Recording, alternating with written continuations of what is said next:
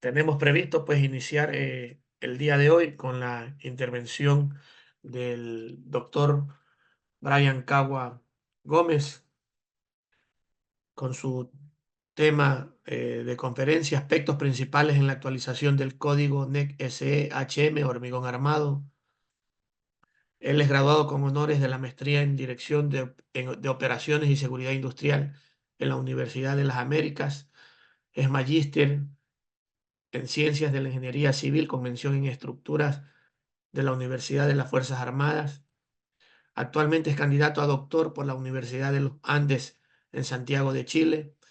Es ingeniero civil con mención en estructuras, graduados con distinción summa cum laude de la Escuela Politécnica Nacional, como reconocimiento de mejor egresado de su promoción, otorgado por el Colegio de Ingenieros Civiles de Pichincha. Tiene estudio de diplomado superior en estructuras convencionales y sistemas de disipación y aislamiento sísmico.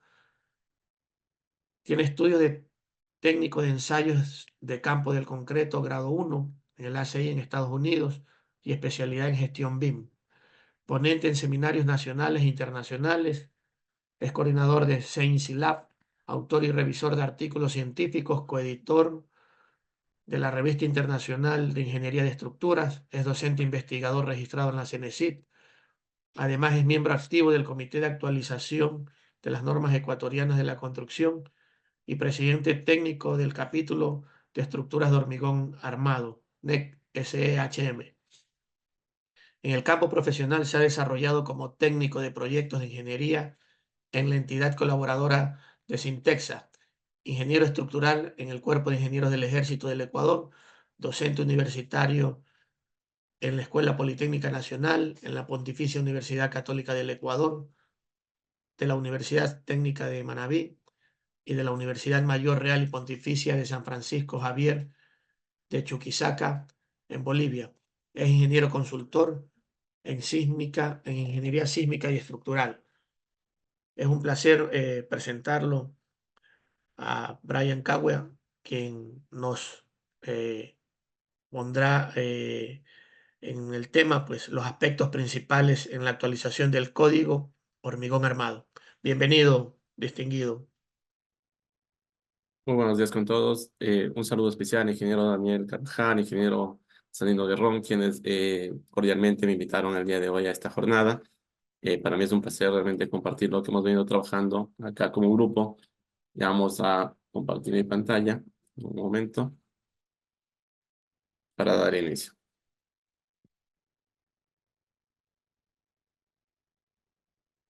Por favor, me confirman que se puede ver mi pantalla. Sí, es, doctor. Ya, muy amable, muchas gracias. Bien, primero darles la bienvenida a estas jornadas internacionales de Ingeniería Estructural y Sísmica 2024. Y claro, el tema que vamos a ver hoy es algunos aspectos que hemos topado dentro de la actualización de esta norma. Es importante realmente tener en cuenta estas consideraciones, ya que la mayoría de edificaciones se construyen en el país con este sistema estructural, con un material predominante que es el hormigón armado. Voy a tomar mi puntero láser y vamos a continuar. Este tipo de eventos nos ayudan a traer a la memoria y tener presente siempre que Ecuador es un país que tiene una actividad sísmica importante. Es lamentable recordar esto, sin embargo, es importante. Por ejemplo, en el 2016, el 16 de abril, el día sábado, aproximadamente a las 7 de la noche, se dio un sismo de magnitud 7,8 en Muisne Pedernales.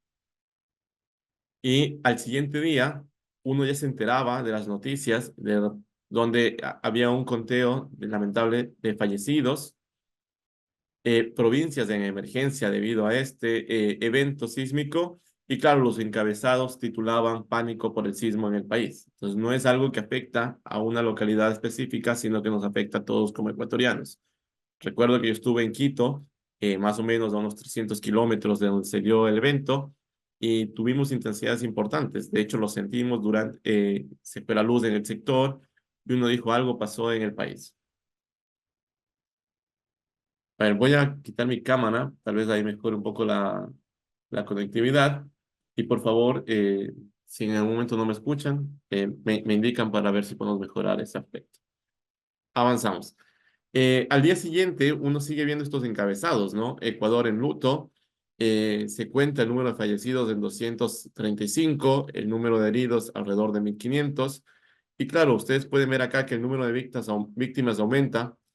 Encontramos lamentablemente a familiares, amigos, a colegas, a conocidos, que están bajo escombros muchas veces de estas edificaciones que teníamos que construir con un nivel de seguridad adecuado.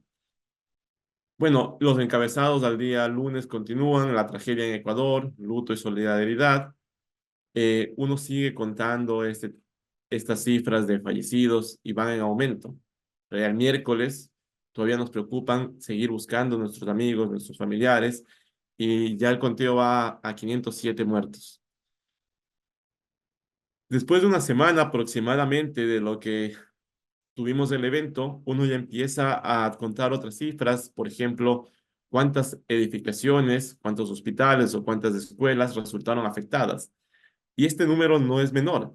Ustedes pueden ver acá, el día domingo 24 de abril de 2016, uno dice alrededor de 6.600 casas en el suelo, 3 hospitales, 281 escuelas afectadas por este terremoto. Entonces, nosotros tenemos que mejorar la ingeniería y también transmitir a la sociedad que tenemos que tener una conciencia para hacer las cosas de la mejor manera y evitar en futuro que se repitan estos encabezados. Yo creo que las cifras finales fueron mucho más altas de las cifras oficiales inclusive. Sin embargo, ya este nivel de cifras es alarmante. El día de hoy voy a compartir un poco sobre la organización del comité técnico, sobre cómo empezamos este proceso en la revisión de la actual norma, cuáles eran los puntos que creímos que debíamos trabajarlos y con qué enfoque lo hicimos. Cuáles fueron las propuestas que durante el camino aparecieron, se estudiaron, como ustedes lo puedan ver acá, se discutieron y se plasmaron en un borrador que actualmente se encuentra a disposición para socializar, ¿no? Es importante indicar que aún no está aprobada la norma. Estamos trabajando todavía en recopilar observaciones, recomendaciones de personas que tal vez no pudieron participar directamente en estos grupos, pero que nos podrían dar muy buenas sugerencias para mejorar el producto final. Quiero también mostrarles un poco cómo otros países abordan el tema de la norma en estructuras de hormigón armado y al final reflexiones y consultas en caso existiera. Bien,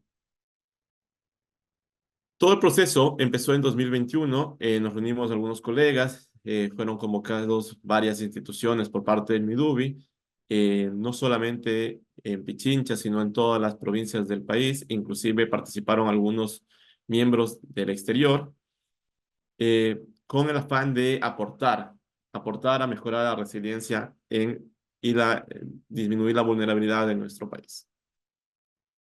De ello, uno necesita tener un presidente y un secretario técnico que coordinen estas reuniones, que inviten a gente y que generen un espacio de diálogo.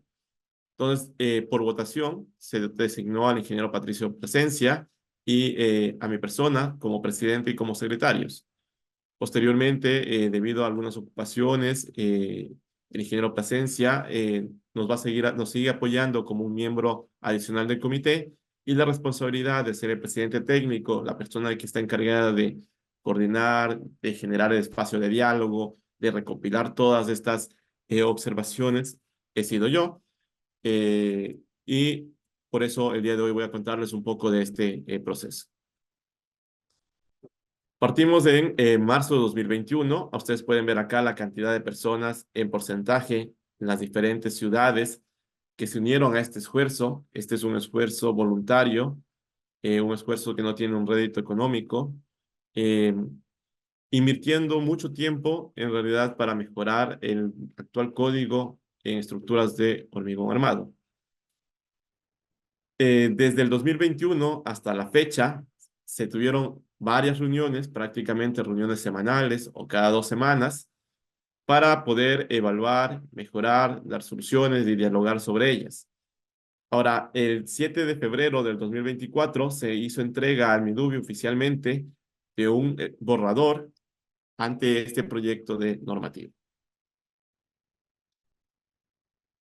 Para empezar, estudiamos qué tiene la norma aprobada, la norma vigente 2015 en su capítulo Estructuras de hormigón armado y cómo está conformada.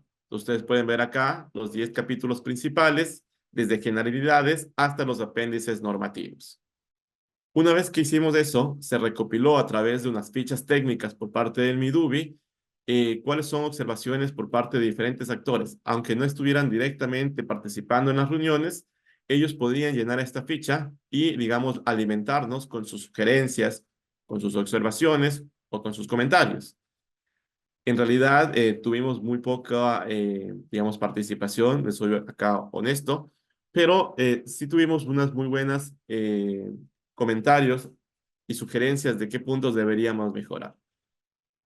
Entonces, a más de estas fichas, lo que hicimos dentro del comité es, bueno, vamos a exponer entre nosotros cuáles son los puntos que creemos que la norma tiene vacíos o que creemos que la norma se puede fortalecer. Acá les voy a mostrar solo unas capturas y, por ejemplo, dentro del capítulo 2, nos habla de un sistema resistente a carga sísmica conformado por pórticos especiales, por muros estructurales de hormigón armado. Y claro, esto nos lleva a preguntarnos si en realidad es el sistema estructural que se emplea en el país. ¿Qué pasa con nuestras construcciones con mamposterías que son muy rígidas, que son frágiles? ¿Cómo interactúan estos elementos en la respuesta estructural? Por otro lado, dentro de los métodos de diseño, nos hablan de métodos de diseños tradicionales, no son muy claros en realidad dentro de la redacción, podríamos ser mucho más específicos. Y claro, nos hablan siempre de obtener una resistencia adecuada. No obstante, necesitamos tener otros parámetros en juego para poder tener un diseño seguro y un diseño funcional. No solo resistencia, sino también tener un nivel de rigidez y tener unos detallamientos adecuados que aseguren cierta ductilidad. Entonces, habían aspectos que estaban implícitos tal vez en la norma, pero que quisimos abordarlos de una mejor manera, reforzando esos vacíos. Ahí hubieron varios colegas que propusieron, digamos, esquemas de cómo debemos abordar esta actualización. Acá, cortesía del doctor Carlos Ávila, dentro de una de sus reuniones, a mí me pareció realmente fantástico este tema. Dice, bueno, hagamos un esquema de cómo debemos ir integrando lo que es el diseño sismo resistente desde la filosofía y las cargas de diseño hasta evaluar los sistemas estructurales y dentro de los sistemas estructurales planteemos que tenemos nosotros edificaciones de baja altura y edificaciones altas y que ambas tienen un comportamiento diferente debido a sus propiedades dinámicas. Entonces, esto va a pegarse mucho más a nuestra realidad y lo que edificaciones altas significan en países como Chile o como Estados Unidos no es lo mismo que para, por ejemplo, Ecuador. Y viviendas de baja altura, si bien el día de ayer escuchamos al magíster Luis Soria hablarnos sobre el código de vivienda y cómo hemos ido relacionándonos, conversando y dialogando para poder generar un código el cual sea de la mejor manera, que tenga relación entre las diferentes normas, también con otros colegas que estuvieron ayer participando en peligro sísmico y diseño sismo resistente, como es el doctor Adrián Tola o el doctor Alfonso Fernández en la parte de geotecnia y cimentaciones. Y claro, todo este esquema tiene que ser holístico, tiene que integrar varios aspectos, integrar desde el concepto, las patologías y aspectos de moderación y análisis que deberían ser propios para nuestra realidad. Bueno, siguiendo un poco este esquema, lo que hicimos es dividirnos en equipos de trabajo que tengan que ver con materiales, que tengan que ver con filosofía, con el diseño de elementos, con la integración de estos elementos y con plantear una guía de diseño que aporte ejemplos para seguir esta normativa. Acá quiero dar un agradecimiento especial a los coordinadores de cada sección, quienes realmente son los que nos ayudaron a plasmar este documento. Por ejemplo, en el capítulo 1, que trabajó materiales prefabricados y los anexos normativos, estuvo a cargo del doctor Francisco Ortiz. Filosofía y diseño sismo resistente, lo trabajamos junto con el ingeniero César Vaquerizo. Estos son los coordinadores de sección Y a estos grupos, en realidad, aportaron muchos más colegas.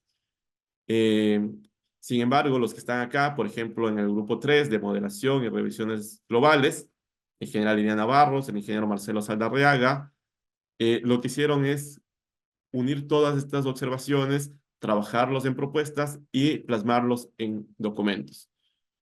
Capítulo 4, ingeniero Miguel Morales, ingeniero Pablo Villavicencio. Capítulo 5, que tiene que ver con elementos que registran la estructura, ingeniero Cristian Cervantes, ingeniera Joana Peñafiel. Y el capítulo 6, que tenemos pendiente por trabajar, es ejemplos de diseño, que está a cargo de la ingeniera Adriana Lema. Entonces, ustedes ven acá una integración entre varios colegas y gracias a ellos es a los que logramos tener nosotros un avance que es lo que estamos el día de hoy tratando de difundir. Bueno, la base de nuestro código para estructuras de hormigón armado es ACI 31819. Y acá la diferencia es que hemos hecho nosotros algunas consideraciones propias para materiales, para recomendaciones en cuanto a estructuras bajas y de mediana altura, y para las disposiciones de análisis y modelación, incluyendo, por ejemplo, elementos, entre comillas, no estructurales, como la mampostería. Gracias al apoyo de la doctora Eva Lanzo, del doctor Sánchez, acá se hizo un convenio junto con Midubi, con el contacto de ACI, para poder emplear ACI durante la actualización. Entonces, el ACI tuvo mucha predisposición para apoyar este proceso. Se hizo un convenio oficial entre estas entidades. Y bueno, la importancia de la cooperación y las sinergias es lo que también nos ayuda a ir un poco más allá. Entonces, este tipo de convenios tenemos que fortalecerlos y tenemos que seguirlos trabajando para poder, digamos, obtener, digamos, capacitaciones por parte de estos miembros del comité, poder obtener recomendaciones sobre nuestros códigos o sobre qué deberíamos incluir o mejorar en nuestra construcción. Después de todo este trabajo, la norma quedó en los capítulos que les muestro a continuación. El número de páginas está alrededor de unas 80 páginas, aunque esto todavía no es oficial y es un borrador simplemente. Les voy a comentar brevemente los aspectos principales que discutimos en cada una de estas secciones. Por ejemplo, en el tema de introducción se mantuvo de manera similar, haciendo alusión de que nuestro código base es ACI 31819 y que si bien algo está diferente en ACI, tiene que prevalecer lo que se encuentre escrito dentro de nuestra norma local y si algo no está claro en la norma local, se puede tomar recomendaciones de ACI siempre y cuando éstas sean desde el punto de vista conservador y no estén, digamos, en contravención con otras disposiciones locales, con otras normas ecuatorianas de la construcción en los capítulos de geotecnia o de peligro sísmico, entre otros. Alcance de requisitos generales. Bueno, decirles que estos son requisitos mínimos. Uno en las normas lo que trata de hacer es generalizar los aspectos que se deben controlar, que aplican para edificaciones en el territorio nacional.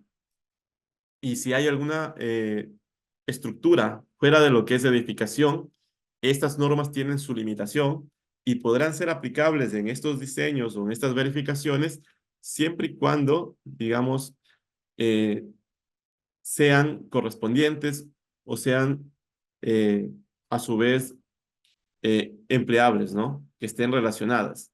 Caso contrario, uno tiene que ir a una normativa externa para ese diseño particular. Ahora, esta norma tiene prioridad sobre otros códigos, como les mencioné previamente. En esta parte trabajamos también en lo que es los requisitos generales que uno debe presentar como profesional en un proyecto estructural, que es siempre un informe técnico, una memoria técnica o algún documento que detalle los pasos esenciales para poder generar o respaldar el cálculo y la estabilidad y la seguridad de la edificación que se está proyectando. Además, se deben presentar planos y especificaciones técnicas conforme al alcance de cada uno de los proyectos. Es importante de que todo esto debe ser certificado por un profesional, un ingeniero civil, que esté calificado y que no nos vayamos en contra de lo que son las leyes del trabajo, del ejercicio profesional. Acá nos limitan, digamos, a cada uno de los colegas, si somos ingenieros mecánicos, ingenieros civiles, ingenieros en riesgo, cuál es nuestro campo de acción. En ese sentido, es lo que rige esta parte de la norma. Y bueno, especificar de que uno requiere acá incluir una firma, un nombre, muchos proyectos que uno encuentra no tienen el nombre de profesional responsable y eso debe ser primordial. Además, las normas empleadas, consideraciones que también van acorde a otras normativas que se presentaron ayer, por ejemplo, la de diseño sismo resistente, ¿no? Incluir ahí la carga viva utilizada, incluir ahí los factores que se tomaron en cuenta para el análisis y especificaciones referente a material. La resistencia, si es necesario incluir a qué edades, se están especificando esas resistencias. Y bueno, hay una integración en realidad de varias normas que aportan al capítulo de estructuras de hormigón armado. Ustedes ven acá algunas de ellas, entre las cuales destacan las cargas generales, las normas de diseño sismo resistente, las normas de mampostería, evidentemente el ACI en sus diferentes comités, tanto para diseño como para verificaciones de aspectos constructivos, y normas de países vecinos como lo es normas de Colombia, la NSR, entre otras. Entonces, esta integración hemos tratado de conversar con todos los comités y estar atento, digamos, a que tengamos una armonía entre las disposiciones de los diferentes capítulos. Si bien la construcción en estructuras de hormigón armado, estructuras de acero, data de 1900 con estos materiales ya, materiales modernos, 1970 se habla de los sistemas dúctiles y cómo deberíamos nosotros generar diseños en base a la capacidad de los elementos para tener una seguridad mínima hacia los ocupantes y hacia la estabilidad de la estructura. Es importante destacar que si bien hay otros aspectos modernos que se manejan en la academia, lo que nos hemos basado es en estas recomendaciones normativas prescriptivas del diseño por capacidad. Es decir, buscar diseñar estructuras que si se supera el nivel de esfuerzos de los elementos, estos permitan disipar energía con mecanismos estables y consistentes, eh, salvaguardando la integridad de las personas y la estabilidad de manera global de la estructura. Entonces buscamos nosotros mecanismos aceptables donde se disipe energía en extremos de vigas o en elementos que uno como diseñador los escoge y de esa manera cuidando a nuestros ocupantes, contenidos de edificación.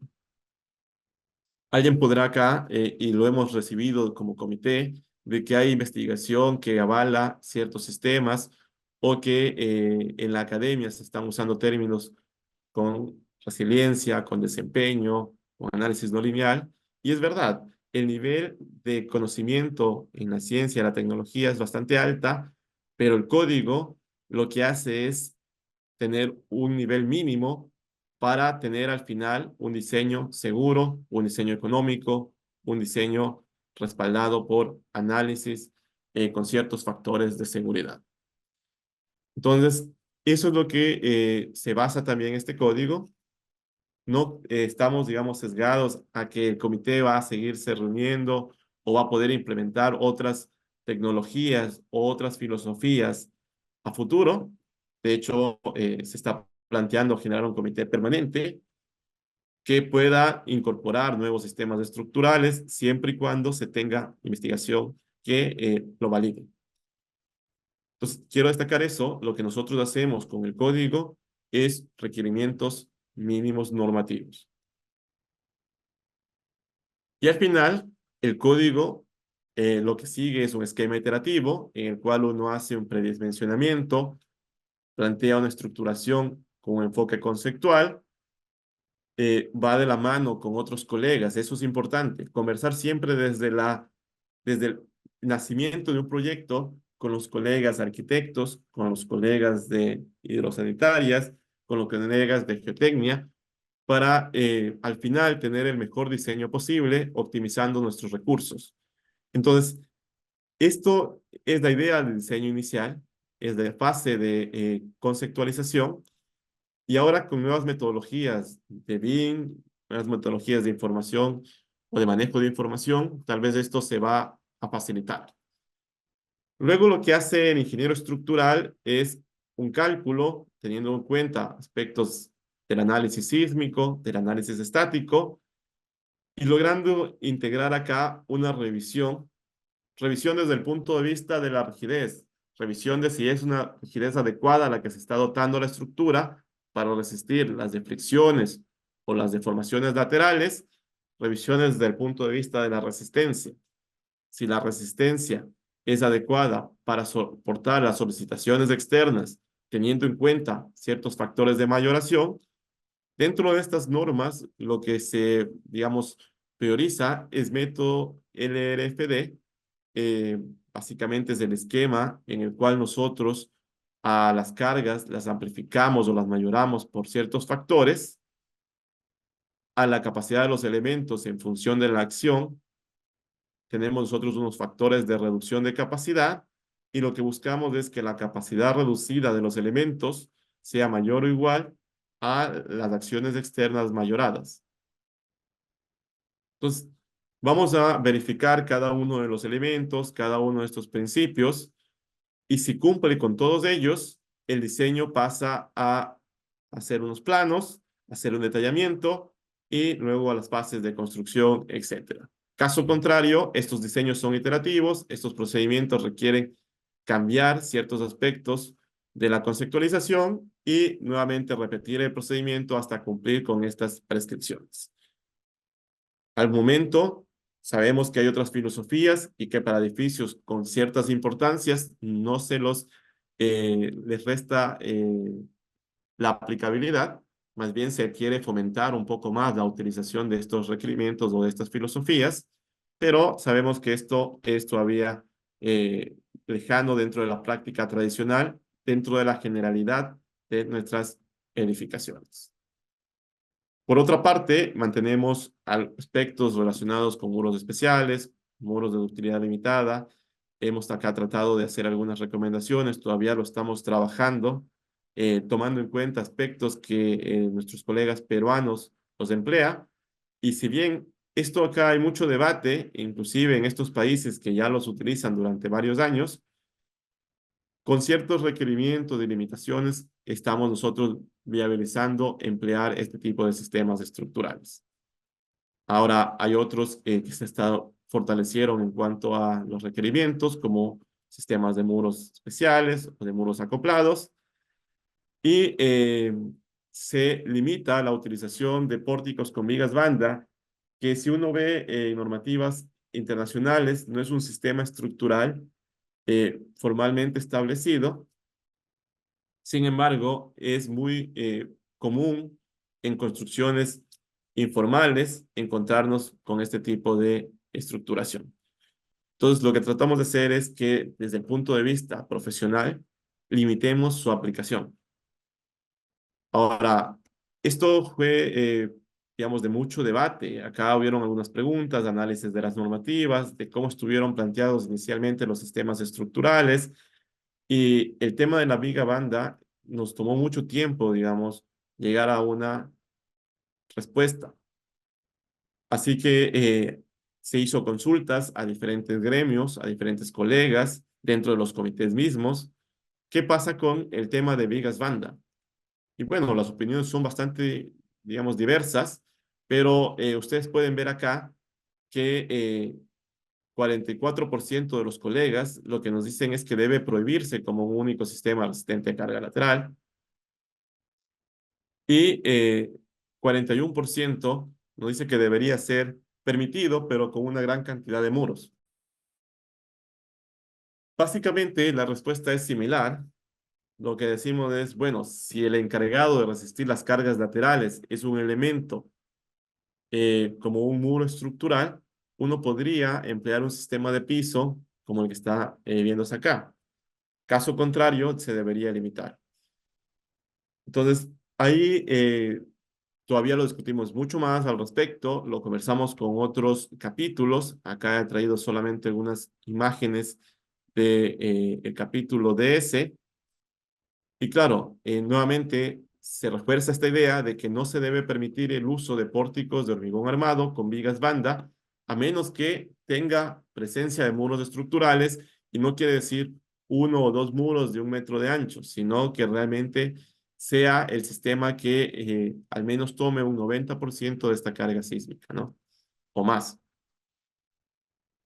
Y ahora, el tema de la mampostería, también ustedes lo han de haber visto el día de ayer, el tema de las derivas está en función de la categoría de riesgo y está en función de algunos aspectos de los sistemas constructivos, siendo mucho más, eh, digamos, restrictivo si utilizamos las mamposterías tradicionales, que son rígidas, pero son bastante frágiles. Entonces, aportan mucha rigidez durante una parte del evento sísmico, luego estas dejan de trabajar, se dañan y generan patologías inesperadas. Son las causantes de las principales patologías: pisos blandos, columnas cortas, eh, efectos de torsión, etcétera. Entonces, acá estamos siempre trabajando entre los diferentes comités para evaluar la viabilidad de las recomendaciones que se están dando. No me voy a quedar, digamos, en valores. Esto lo que quiero hacer es simplemente una muestra de lo que trabajamos como grupo. Se lo podrán ver después dentro de los borradores y dar su opinión fundamentada también al respecto. Nosotros estaríamos prestos a revisar esos comentarios. En la parte 3, que tiene que ver con materiales, trabajamos bastante en realidad acá. Ustedes saben, en estructuras de hormigón armado, lo que tenemos nosotros que priorizar es el hormigón, el tema del acero, el tema del postensado, y también viabilizamos el tema de las estructuras prefabricadas. Entonces, acá hubo un comité encargado de esto, trabajó en materiales y en los apéndices normativos 1 y 2. De los apéndices normativos 1 y 2, prácticamente se actualizó solamente en tema de gráficos, en tema de forma, de redacción. Se actualizó el tema de normativas INEN, digamos, a normativas INEN vigentes, y quedó muy similar a lo que se tiene actualmente en la norma ecuatoriana de la construcción, en el capítulo de estructuras de hormigón armado 2015. Entonces, no hay un cambio relevante. Para algunos colegas, al leer el apéndice normativo en esta actualización, se dieron cuenta de que hay que hacer ciertos controles de calidad en la construcción, en las obras, y que tal vez, si bien ha pasado 8 años, 9 años desde la vigencia de esta norma, ha sido sorpresa para ellos encontrarse con estos apéndices. Entonces, yo les invito acá, estamos un grupo importante de colegas, a hacer una revisión también de los apéndices normativos.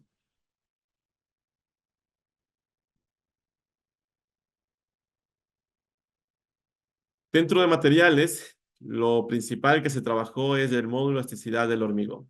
Este es un tema que en la academia, en las varias universidades del país se ha investigado, tanto en la costa, en la parte de la sierra también, en el cual siempre se han hecho ensayos y uno ha visto que efectivamente las expresiones que se usan en ACI no son tan cercanas a nuestra realidad.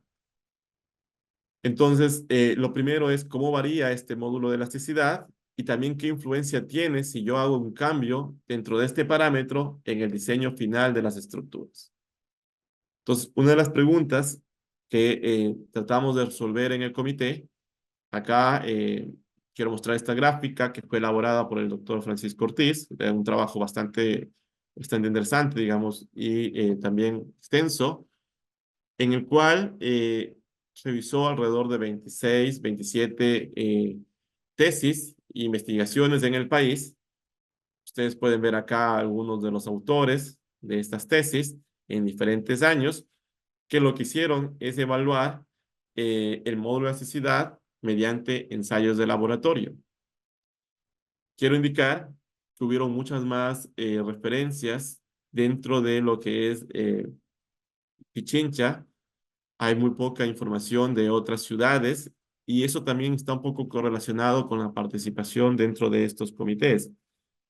Eh, Les invito a que se vinculen al menos en esta etapa de revisión para obtener sus comentarios. Ya estamos próximos a emitir una norma y es valioso tener la opinión de diferentes sectores del país.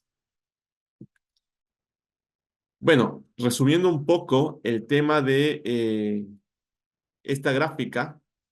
Esta gráfica tiene en el eje horizontal el F'C y en el eje vertical el módulo elasticidad, ambos experimentales. Entonces, uno de estos puntos de la gráfica, por ejemplo el de acá, relaciona que experimentalmente obtuvo alrededor de 15 megapascales como F'C y obtuvo alrededor de 16.000 megapascales en el módulo elasticidad. Entonces, uno acá puede ver la variación que tiene los diferentes ensayos y claro, la norma ecuatoriana de la construcción tiene ecuaciones en función del módulo de elasticidad del agregado. Esas son las ecuaciones que marcan esta línea inferior y esta curva superior que está por acá. Y uno ve que esa ecuación, que averiguando un poco, indagando un poco en el comité, uno se da cuenta de que es una expresión atribuida a Holcim eh, en base a la información que ellos tienen de sus minas y claro, describe bastante bien este espectro que uno encuentra dentro de los test de laboratorio. El valor que reporta ACI, este 4700 raíz de F'C, tiende a estar muy por arriba de lo que en promedio uno encontraría en el país. Entonces, haciendo análisis estadístico por parte de este grupo de trabajo, encontraron que lo que nosotros deberíamos reportar es alrededor del 80% de la expresión que nos indica en SI, es decir, 3.800 raíz de F'C si estamos en megapascales, o en kilogramos fuerza centímetros cuadrados, estaríamos alrededor de los 12.200 raíz de F'C. Tal vez para muchos este número suena lógico y no suena, digamos, a novedoso porque muchos de nuestros maestros, profesores de diferentes universidades, en base a estos resultados, evidentemente, que se reportan en la literatura, ya lo tenían en mente. Entonces, eso se cambió dentro de la norma y se permite de que si usted sabe el módulo de elasticidad del agregado, pueda emplear esta ecuación. Y caso contrario, si no lo sabe, tiene que emplear un valor diferente al que reporta ACE. Ahora, la intención acá es que las universidades sigan haciendo investigación para incluir, por ejemplo, el módulo de elasticidad del agregado para eh, para otros sectores del país. Ustedes pueden ver acá que hay uno adicional a lo que está en 2015 y eso también es un aporte de una tesis dirigida por el doctor Francisco Ortiz en una universidad en Quito, en el cual ya se hace una contribución adicional a mejorar nuestra construcción. Entonces, hay muchos colegas que actualmente se están especializando en sus maestrías, eso es un aspecto positivo, y les invito a tener este tema como uno de sus posibles temas de investigación. Ahora, acá, como les comento, si no hay ese dato, esa es la parte, digamos, que uno no podría controlar en esta ecuación, no tener información de ese valor.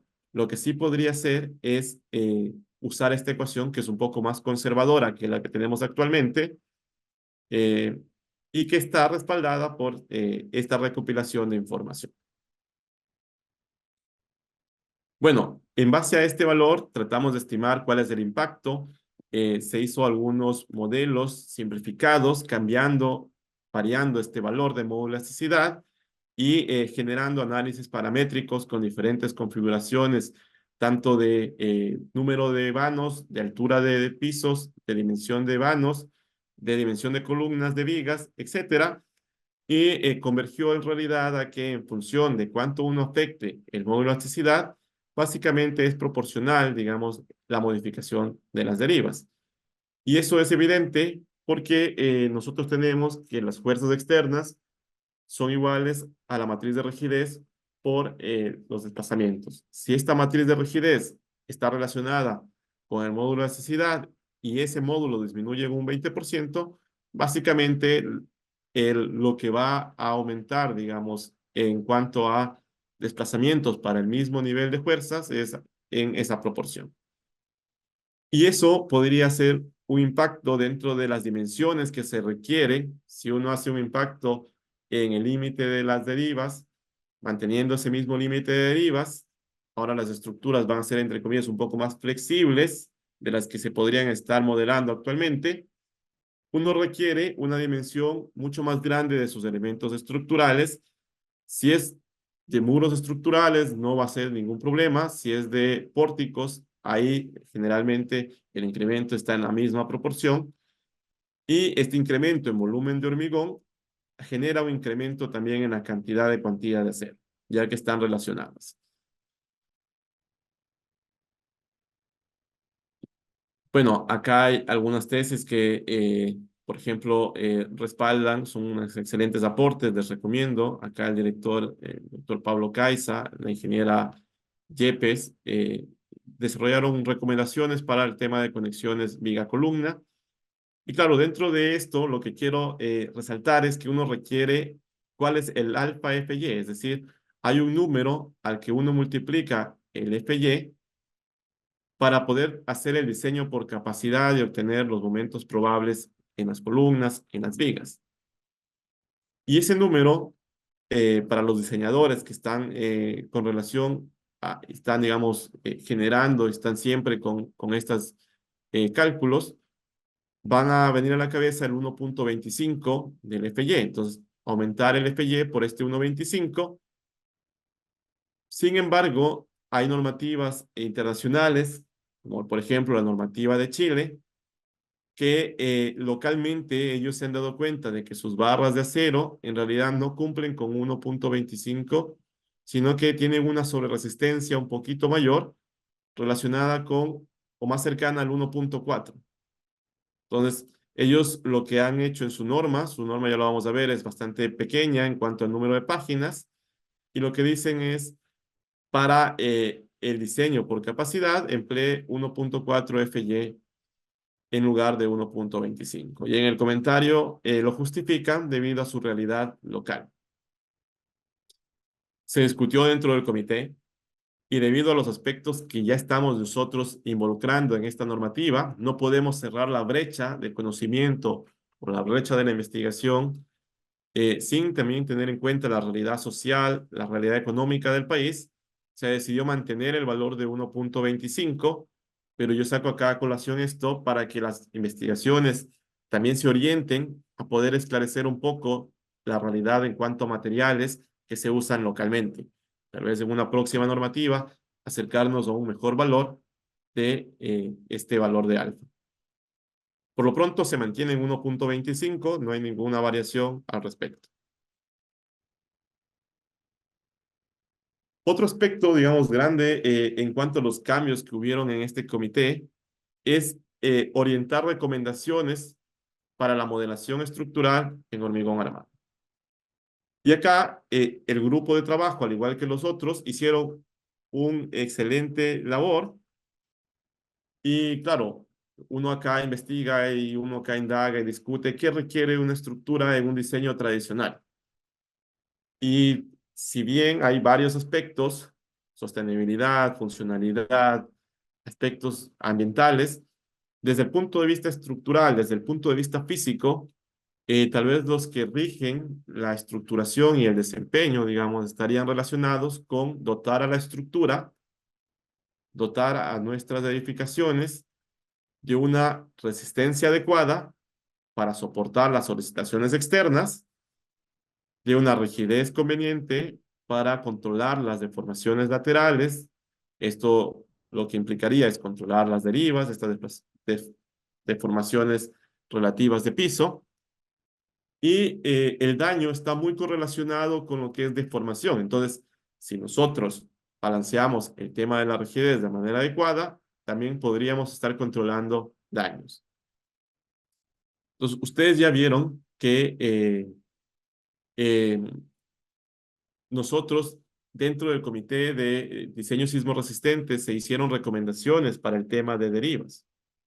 Entonces, eh, acá fue conversado entre los diferentes capítulos estos límites y claro, se hicieron algunas recomendaciones también en la modelación que la vamos a ver adelante.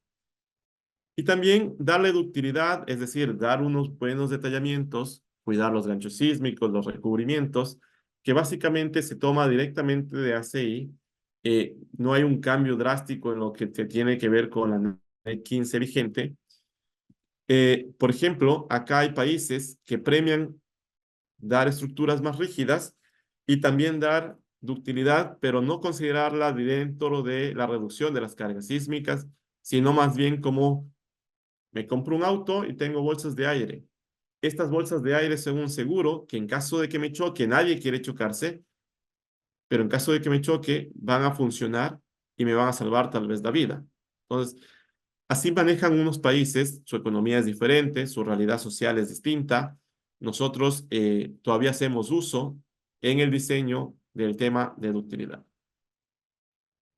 Sin embargo, si balanceamos correctamente esto, al menos intentamos de que esta norma se tenga estructuras seguras con un desempeño aceptable, sin tener colapsos parciales o totales que puedan atentar con la vida de las personas. Entonces, lo que ustedes van a encontrar en este capítulo son recomendaciones en cuanto a modelación en cuanto a la masa, a la rigidez de los elementos.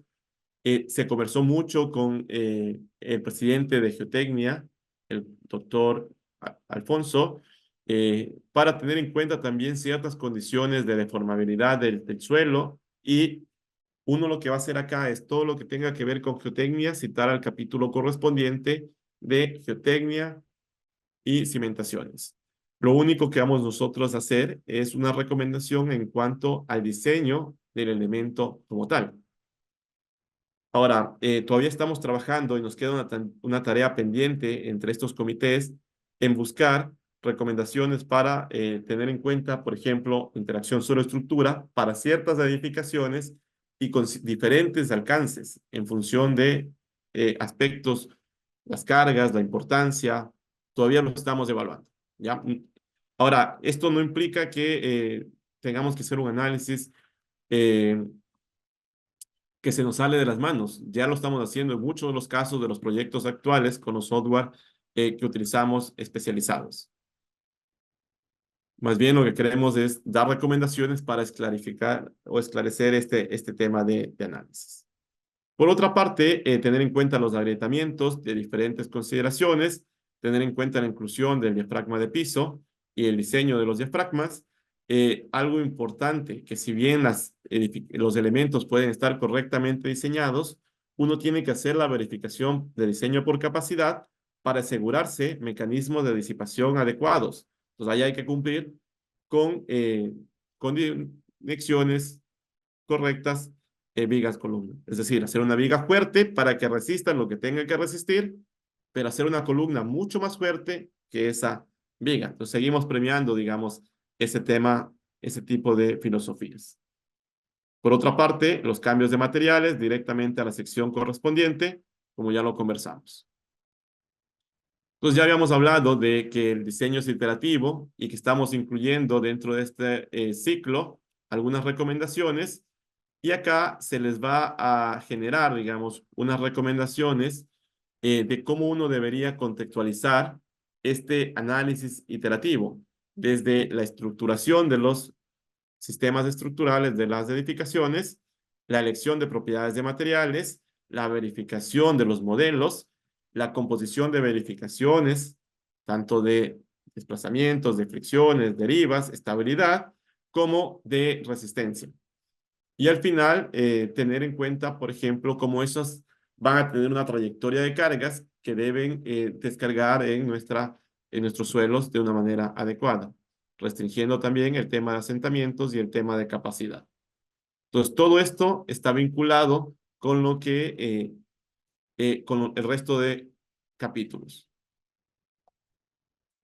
Bueno, lo que tratamos de hacer es un modelo que nos dé un diseño seguro en la realidad, verificando visiones globales, diseño de elementos estructurales y haciendo un balance con también la economía y la funcionalidad.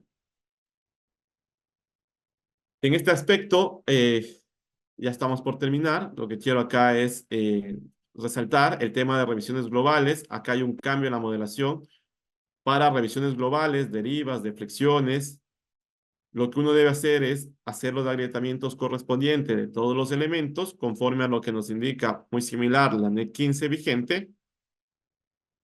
Y para hacer el diseño estructural, estamos planteando de que el elemento que se va a diseñar se mantenga con inercia completa, es decir, va a ser mucho más rígido ese elemento, va a traer más fuerzas y por lo tanto el resto de elementos se mantenga con inercias agrietadas. Esto implicará varios modelos. Lo que uno tiene que hacer es un modelo base, hacer una copia de este modelo y ir ahí generando las variaciones. Tampoco no es generar, digamos, nuevamente el modelo desde cero. En este sentido, lo que priorizamos es obtener la cantidad adecuada de acero para nuestros elementos y que durante la operación y durante las condiciones de servicio no se tengan problemas. Muchas veces, a mí me ha pasado, la gente dice, como hay que cumplir viga débil y columna fuerte, pongámosle menos varillas a la viga. Y eso trae problemas de servicio, inclusive sin el aspecto sísmico. Entonces, no podemos nosotros obviar un diseño seguro durante las etapas de servicio tampoco.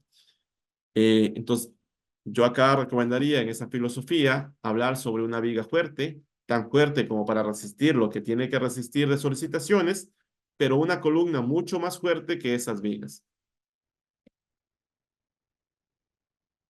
Este es un aspecto muy general. Ustedes pueden encontrar acá, digamos, los detalles de lo que se debe verificar en cada uno de ellos. Digamos, en modelación, el aspecto de los diferentes modelos en función del objetivo es el cambio más drástico que tenemos y el resto es muy similar a lo que ya se cuenta en la NEC actual.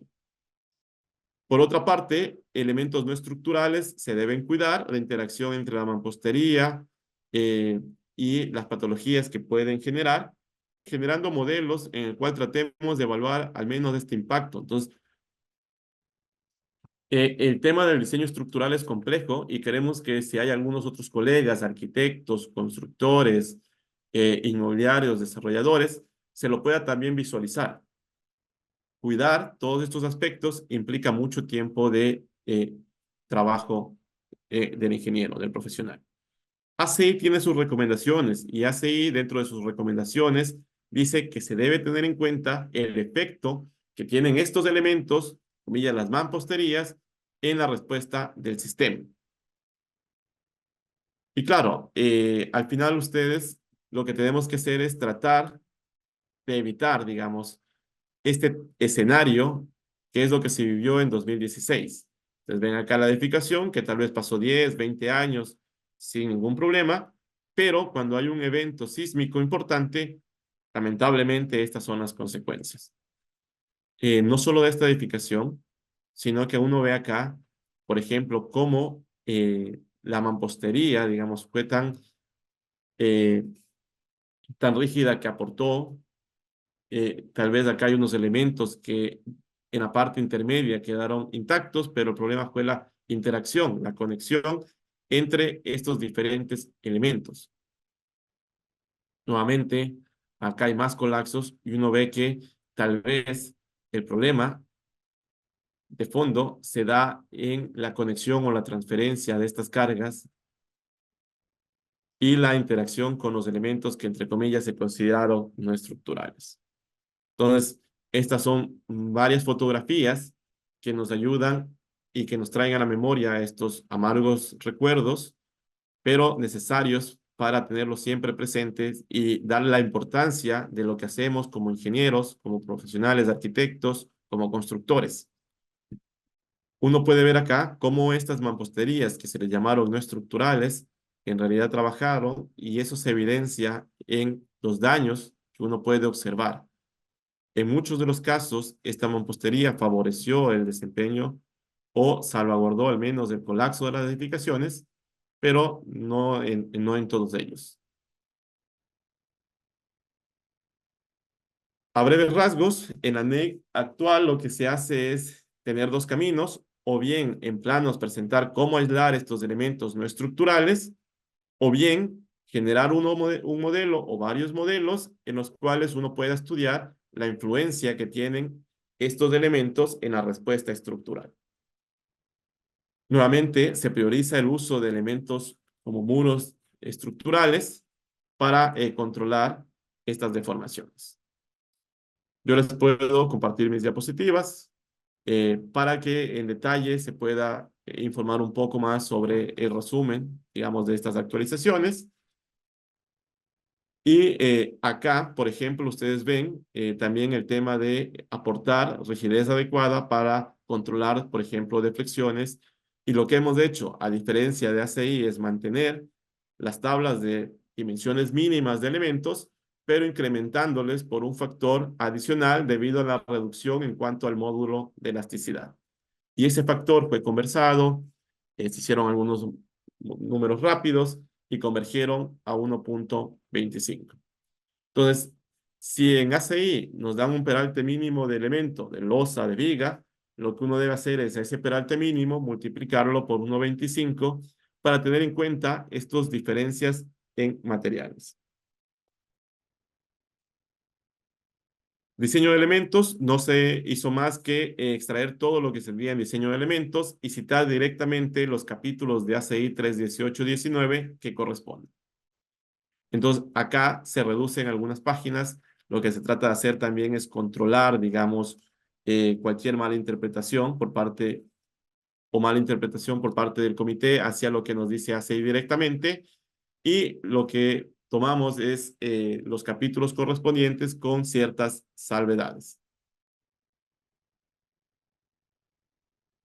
Alguna vez al ingeniero Félix Vaca le pregunté cuáles, para su criterio, los problemas en la vulnerabilidad de las estructuras. Y él dice, fácil, se resume en tres aspectos. Si usted cuida los problemas de configuración espacial, es decir, si usted hace estructuras regulares, disminuye la vulnerabilidad. Si usted cuida la interacción entre los elementos, cómo se va a conectar la viga a la columna y cómo va a haber esta transferencia, usted reduce la vulnerabilidad. Y si usted cuida en obra el control de calidad y los materiales que usa, también lo va a disminuir. Entonces, en resumen, la norma lo que trató de hacer es esto, cuidar estos aspectos para que sean más predecibles las acciones, el diseño y el control de calidad. La norma chilena tiene 21 páginas, haciendo, digamos, alusión a ACI, ha funcionado bastante bien en sus desempeños. Y las normas peruanas y colombianas tienen alrededor de 600 páginas, digamos, apropiándose del conocimiento, dando sus recomendaciones. Seguimos más bien el aspecto de la norma chilena, intentando siempre reducir o resumir los aspectos que debemos controlar, pero sí perder de vista las cosas importantes.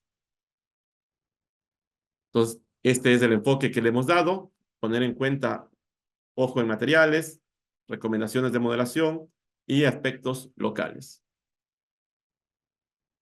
Tenemos que aprender de este tipo de eventos. Les felicito al Colegio de Ingenieros Civiles de Manabí por esta iniciativa y también a los colegas que se han dado cita acá un sábado, un domingo para escuchar estas intervenciones. Para nosotros es grato compartir con ustedes este momento. De mi parte, muchas gracias por su atención y por favor, recordemos, somos responsables junto a ingenieros, arquitectos y la sociedad de tener una seguridad adecuada de nuestras viviendas, de nuestras edificaciones. Muchas gracias. Bueno, muchas gracias al doctor Brian Cagua por su excelente exposición acerca de la actualización del código de la norma ecuatoriana de construcción, hormigón armado. Vemos en el chat algunas preguntas, contestaremos algunas, no todas vamos a poder abordarlas y le pediríamos al ponente que pudiera luego aquellas que no se puedan responder les pueda también dar atención por el chat. Bueno, agradecemos, bueno, ahí la doctora Paulina Piera pone en consideración un artículo, le agradecemos a ella también su activa participación el día de ayer y el día de hoy. Gracias, doctora, saludos. El doctor Pablo Caiza pregunta, ¿hay diferentes tipos de mampostería armada confinada de relleno? En nuestro país es usual la de relleno. Si es muy frágil, no importa la importancia de la edificación. Es posible, por tanto, usar un límite de derivas del 1% para las de relleno. Bueno, primero saludarles a todos y gracias por sus comentarios. Y es verdad, tenemos nosotros un capítulo exclusivo para construcción con mampostería armada, confinada, que es mampostería estructural. Y en el tema de la mampostería tradicional de relleno, en realidad se rompen muy rápido, digamos, a unas derivas del orden de 0,5%. Entonces, si nosotros tenemos derivas más grandes que eso, igual vamos a tener nosotros, digamos, afectación a estos elementos. Ahora, la intención en algún momento sí fue bajar las derivas. De hecho, hubieron comentarios de 2 por mil, es decir, del 0,2%. Pero claro, desde el punto de vista social y económico, esto no es viable, al menos en esta actualización. Hubieron otras recomendaciones en el orden del 1% y por aspectos similares, digamos, no se los plasmaron en el borrador. Esperamos ir haciendo esta reducción en cuanto a límites de deriva de manera paulatina. Ahora, sí es interesante evaluar el tipo de elemento que se usa en la mampostería, en las paredes, y en función de eso dar un límite de derivas. Y estoy seguro de que a futuro esto se va a ir restringiendo y tal vez vamos a ir adoptando mejores sistemas estructurales. Por ejemplo, el tema de muros estructurales, donde ahí cumplir derivas bajas al 1% no va a ser ningún problema. Entonces, esa sería mi respuesta a la pregunta. Muchas gracias. Cristian Cervantes, colega, pregunta, ¿actualmente Chile está en discusión con aceptar las barras de acero chinas? En ese aspecto tocaría evaluar el valor del alfa para estas barras. Muchos la usan por temas económicos. ¿Cómo se podría proceder en este aspecto para esas barras exclusivamente? Ya, perfecto. Es una muy buena pregunta en realidad. Ahora hemos mantenido el 1,25, como les comenté en una de las diapositivas. Eso no quiere decir que no hemos tenido indicios de que experimentalmente este valor es mucho más alto. ¿Cuánto más alto? Con algunos colegas se han recopilado información de ensayos en diversas universidades y en promedio debería ser 1,35.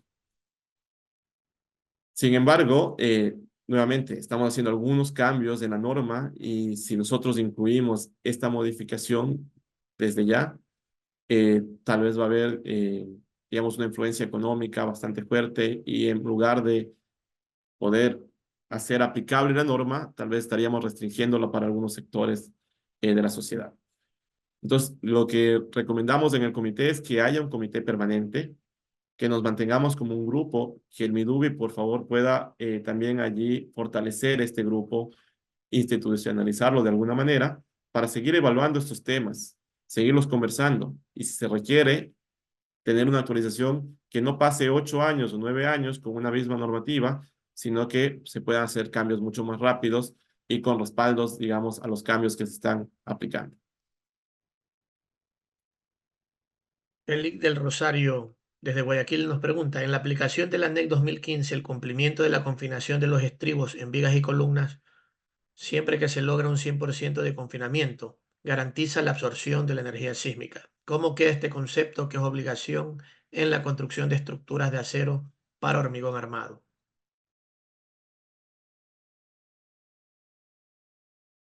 Ya, ya, a ver, acá nosotros tenemos, no sé, tal vez la pregunta es estructuras de acero, tal vez estructuras mixtas a lo que se refiere, es decir, que empleen columnas de hormigón armado con vigas metálicas y con losa tipo steel deck. Yo voy a asumir que ese es el objetivo de la pregunta. Primero, el confinamiento va a quedar similar a lo que tienen ACI. Tenemos que nosotros garantizar esos detalles dúctiles para poder cumplir con las hipótesis planteadas desde la obtención de los factores R, reducción de capacidad, y con la filosofía de diseño sismo resistente. Esta norma establece requerimientos mínimos para estructuras de hormigón armado en su totalidad. Esos sistemas mixtos, que si bien se están viendo, digamos, en la práctica, tal vez no normados, tal vez no muy formales, o con un respaldo técnico o un cálculo el cual se tenga experimentación de ello, debe ser normado, debe ser generar más investigación local. Si es algo que lo estamos haciendo nosotros como ecuatorianos, pues tenemos que ahí invertir mucho más dinero en dar recomendaciones para esa tipología estructural. En este caso, nosotros no estamos directamente haciendo alusión a este sistema de estructuración mixta y quedaría para una próxima actualización el cual evaluarlo. Bueno, muchísimas gracias. Se quedan algunas preguntas, también algunos comentarios. También desde el día de ayer, a veces ahí por ahí hay algunos temas que, que son motivo de foro y que asimismo han sido por allí este, motivos de conversación en el mismo chat, ¿no? Entonces alentamos también por allí mirar esos espacios donde hay aportes a la discusión también. Agradecemos a los participantes. Tenemos dos personas con la mano levantada. Le pedimos sean un tanto breves en su pregunta, en su intervención, para que el conferencista la pueda también de la misma forma. Le pediríamos brevemente responderla. Ingeniero Lincoln García.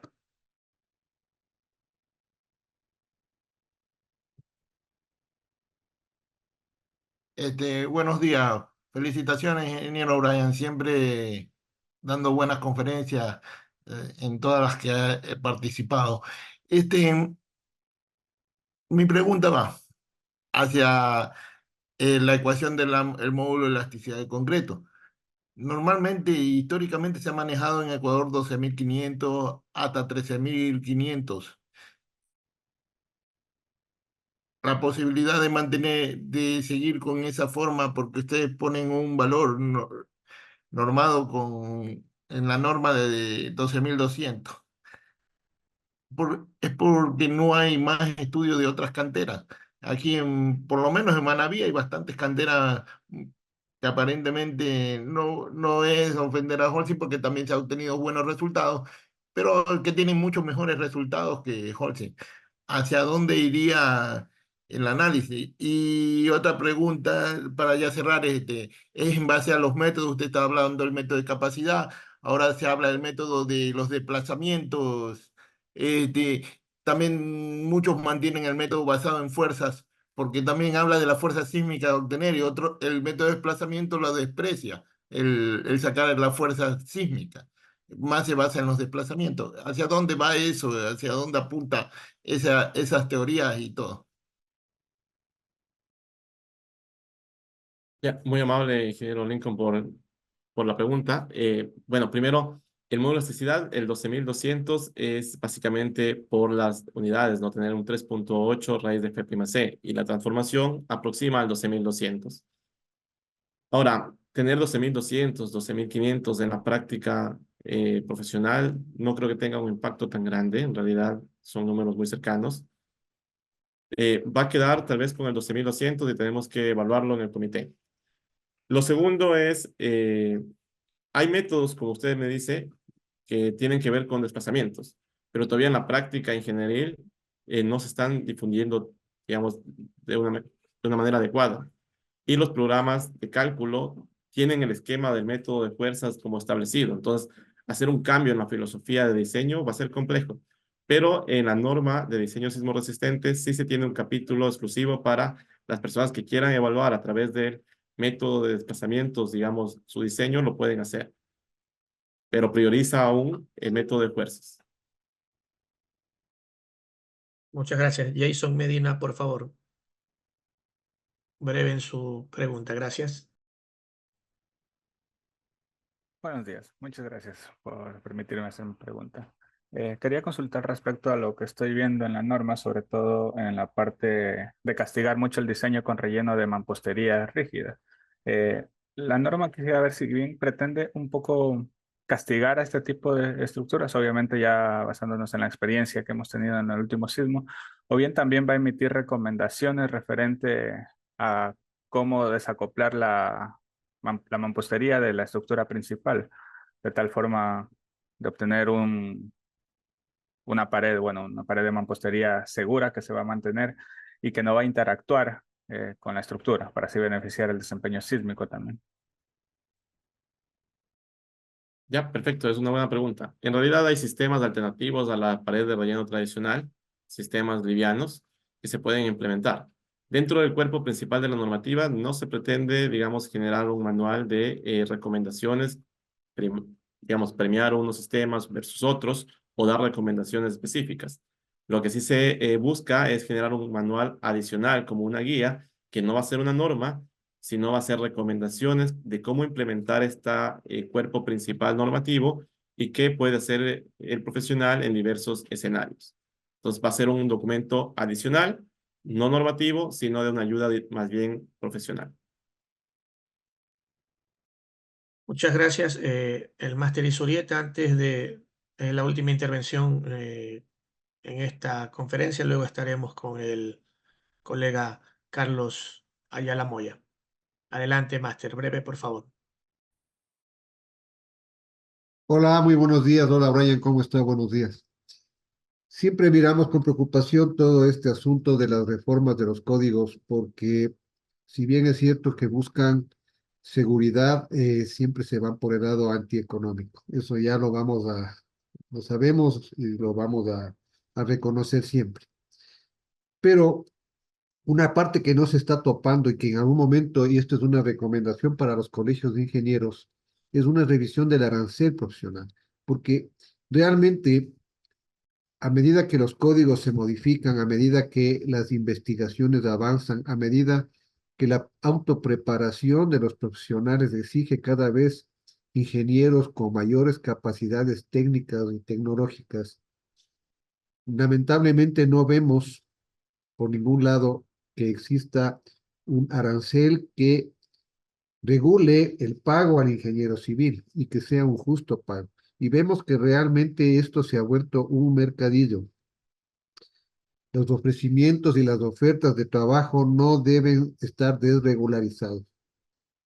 En otras épocas, los colegios siempre presentaron un arancel que era de cumplimiento obligatorio.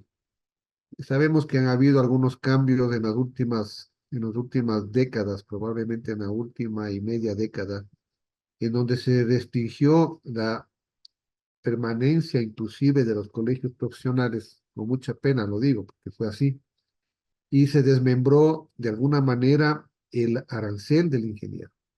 Yo creo que ya es hora de que los colegios se unan y se empiece ya a crear un arancel obligatorio. Si ustedes están viendo un ejemplo que presenta Brian, que hay que hacer 5, 6, 7 modelos modificatorios, llamémosles así, en donde se va a tratar de encontrar las mayores cargas en vigas, las mayores cargas en columnas, las mayores cargas en elementos de muros de corte, las mayores cargas en cimentaciones como análisis particulares, pero también dentro del análisis general de formaciones, participaciones modales, la creación de un montón de modelos hasta llegar por la iteración al problema final que va a ser resuelto. No es justo, no es justo de ninguna manera que el pago del ingeniero civil no sea acorde al trabajo que realiza.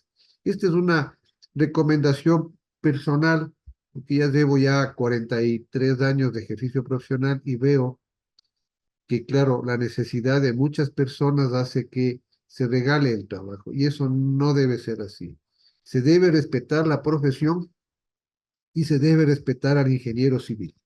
Eso era lo único que quería agregar y gracias, Brian, por la oportunidad y lo mismo al colegio.